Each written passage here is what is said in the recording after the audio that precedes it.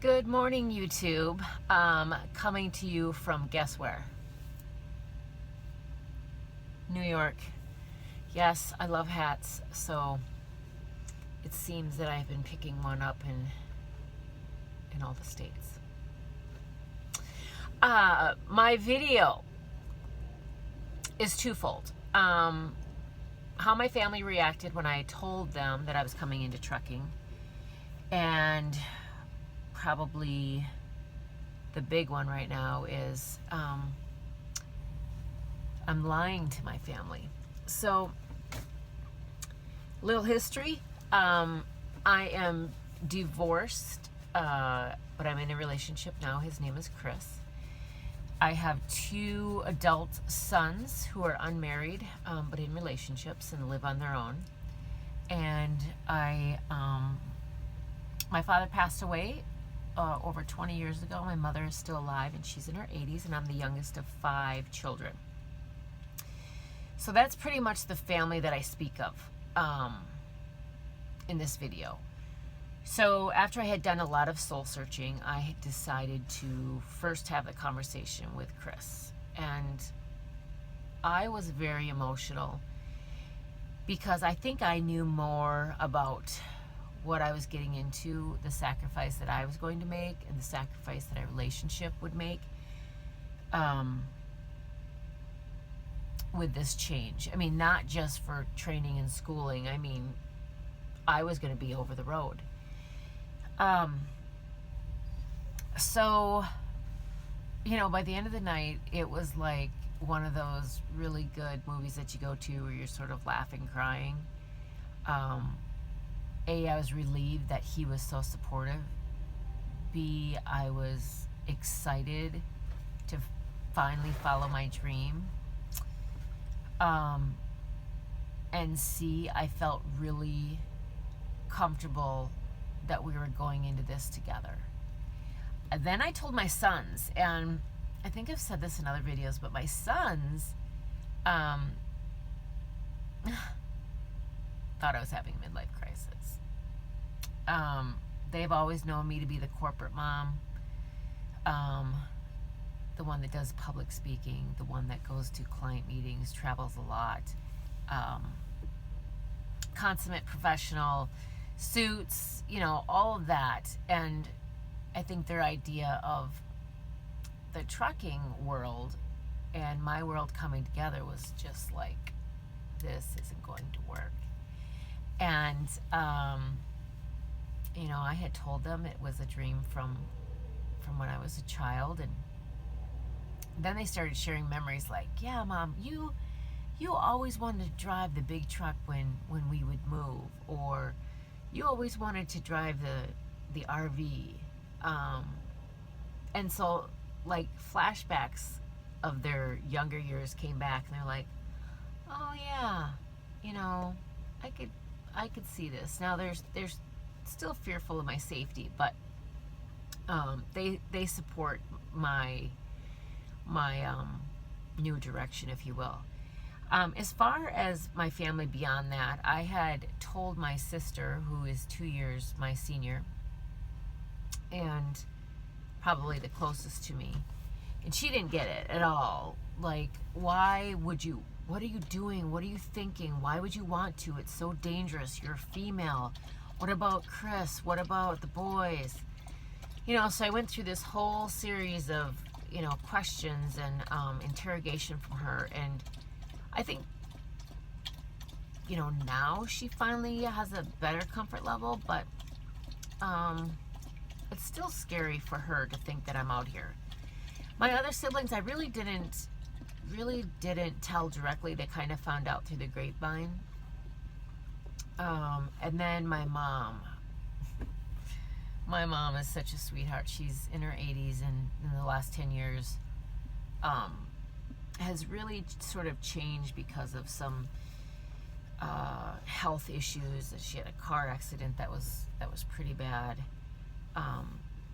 But I first told her that I was just going to school, and I kind of left it just really general.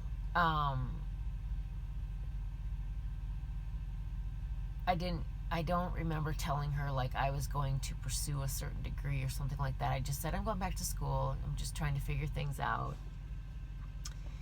And then she started to hear different things from within the family. And, Jake, what are you doing? And,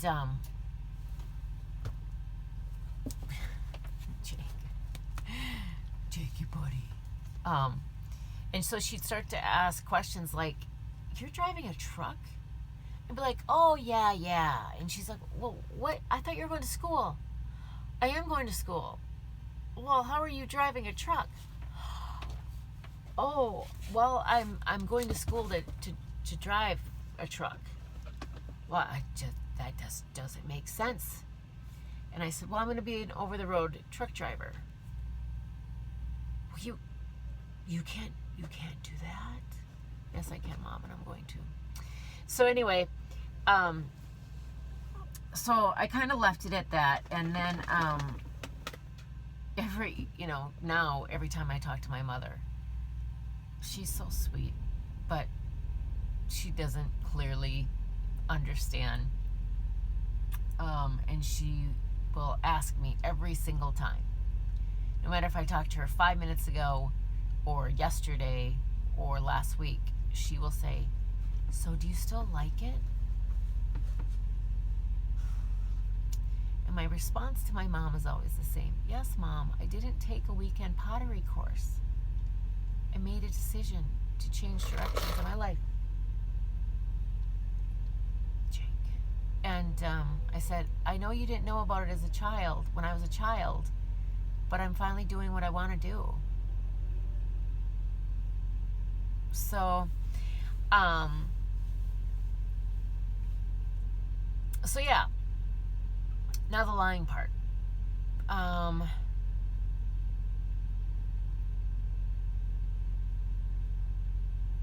This was probably a difficult time for education for me. So when I first came out here in October for orientation and then training, I was very communicative with Chris about how I was feeling, my emotions, what was next, all of these things. And it was good. He was very supportive. You're strong. You can do this. You got this. You got your permit test. You can do this. You can trifecta. Just a real big cheerleader and a big supporter, which I honestly loved and needed. And then TNT happened. And early on in TNT, I would tell him things, and he always did the same thing. You're very strong. You can do this. You've got this. The calls from him would pick up in frequency to check to see how I was doing, even though you have limited access to your phone while you're in training. Not access, but use, because you really shouldn't be using it, while you're driving. So, and then one day he told me he was completely frustrated by what was happening to me, and he tried to call Prime, but he didn't get through, because I don't know what phone number he had, but he said he couldn't get through. And that was a wake-up call to me. That was the hard part of education. I thought, what in the world am I doing to him? I can't share all this stuff. I can't share the bad. I can't share the negative. I can't share the scary. He wants to protect me.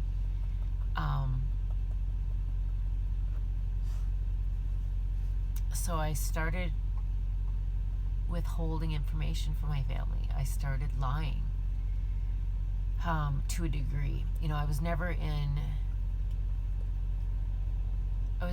a physical harm situation, because that would have been completely different. I would have knocked him out, the sucker. him or her, whatever. I'm 5'9". I can pack a punch. So, I don't know that. I've never hit anybody. The hell? I don't know why I just said that. But if I wanted to, I bet I could. So, so now I just speak like, oh, it was a day of struggles, but it turned out okay, or, excuse me, I'm yawning, or I had a really good day, but I don't get into the nitty-gritty details like I do on here. I don't share all that because it's not fair to my family. It's not fair for them to worry, for them to stress, for them to not be able to do anything. So I do it to protect them. I know that they worry so much about my safety while I'm out here. I already know that. I don't need to add to that situation by telling them details. So even if I'm having a crappy day, I'll say I had a good day, because one way or another I'm going to find something positive that happened that day. So it's not all falsehoods, but a lot of it is on bad days. What are you chewing on?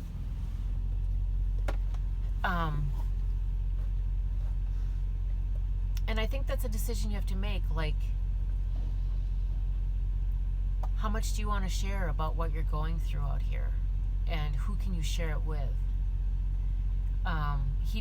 My family doesn't watch the videos for the most part. He doesn't know about the channel per se.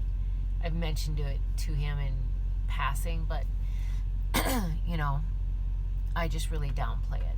And I think that in part, me doing these videos is sort of like therapy while I go through this change in careers, and while I learn and make mistakes and propel forward in a positive way. So I'm lying to them, but it's all for good reason. It's because I really want to protect them. They mean so much to me. I love them to death, and I can't have them in this constant state of worry. So that's my story. I know you have one too, but that's why I'm lying.